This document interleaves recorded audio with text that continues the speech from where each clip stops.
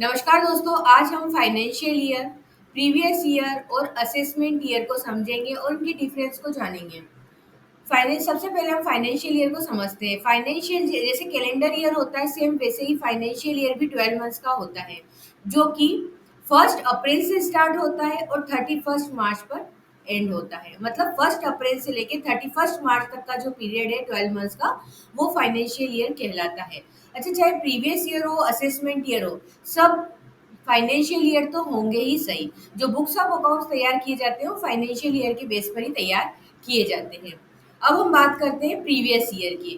Previous year का मतलब होता है वो साल जिसमें कि आप कमाते हैं, आपकी इनकम होती है। जैसे कि हम बात करें फाइनेंशियल ईयर 23-24। अब देखिए, यहाँ पर फाइनेंशियल ईयर का मतलब हम समझ चुके हैं कि फाइनेंशियल ईयर जो होता है 1 अप्रैल से 31 मार्च तक का होता है।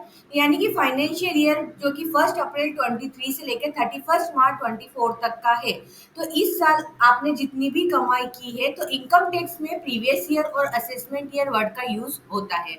तो इनकम टैक्स के पॉइंट ऑफ व्यू से ये जो फाइनेंशियल 23-24 है, जिसमें कि आपने जितनी भी कमाई की है पूरे साल में, वो आपके लिए वो प्रीवियस ईयर 23-24 कहलाएगा।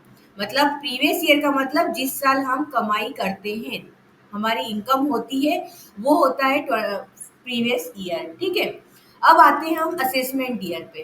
तो देखिए, असेसमेंट ईयर भी एक फाइनेंशियल ईयर ही होगा। असेसमेंट ईयर जो होता है वो होता है आपके जस्ट प्रीवियस ईयर के बाद का ईयर।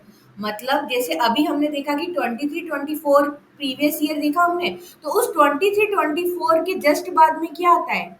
24-25। तो मतलब कि जो 23-24 प्रीवियस ईयर था, उसका असेसमेंट ईयर बन गया 24-25। प्रीवियस ईयर जिसमें कि हम कमाते हैं 23-24, और असेसमेंट ईयर जिसमें कि हम इस प्रीवियस ईयर की जितनी भी इनकम हुई है उसका असेसमेंट करते हैं।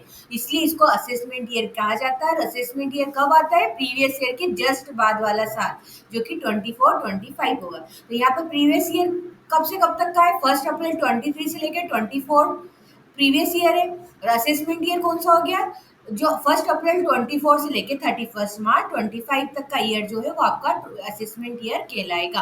असेसमेंट ईयर इसलिए बोला जाता है क्योंकि हम प्रीवियस ईयर की इनकम को असेस करते हैं। मतलब असेस करते हैं मतलब हम उसको इनकम, आप अगर इनकम टैक्स रिटर्न फाइल करते हो तो हम क्या करते हैं, जितनी भी हमने पिछले साल में प्रीवियस ईयर में इनकम की है हमारी, उसके लिए हम एक ITR 1, 2, 3, 4 जो भी आपके ऊपर ITR एप्लीकेबल है, वो इनकम टैक्स रिटर्न हम फाइल करते हैं। उसमें हम पूरे साल की, प्रीवियस ईयर के पूरे साल की इनकम शो करते हैं। उसके ऊपर टैक्स कैलकुलेट होता है और वो टैक्स हम पे करते हैं। उसमें से अगर टैक्स लाइबिलिटी में से हम TDS या हमने खुद ने टैक्स पे किया और TDS TCS, वो सब हम क्या करते थे, एडवांस टैक्स सब डिडक्ट करके फाइनल लाइबिलिटी आती है उसको हम पे कर देते हैं। या फिर यदि हमारा ज़्यादा टैक्स बन दे दिया है तो हम रिफंड आ जाता है। तो इसलिए इसको असेसमेंट ईयर कहा जाता है, क्योंकि हम प्रीवियस ईयर की इनकम को इसमें असेस करते हैं।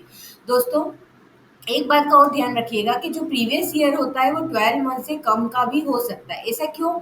देखिए, जिस साल आपने स्टार्ट किया हो, कोई आपने बिजनेस स्टार्ट किया हो, अब मान लीजिए आपने नवंबर 23 से स्टार्ट किया, तो आपके लिए प्रीवियस ईयर क्या बनेगा? नवंबर 23 से लेकर 31 मार्च 24 आपका प्रीवियस ईयर बनेगा।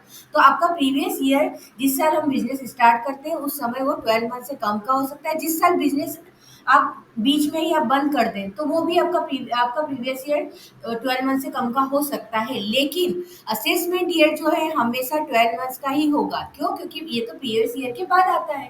तो असेसमेंट ईयर हमेशा 12 मंथ्स का होता है। वीडियो पसंद आए तो इसको लाइक और शेयर करना ना भूलें। Thank you.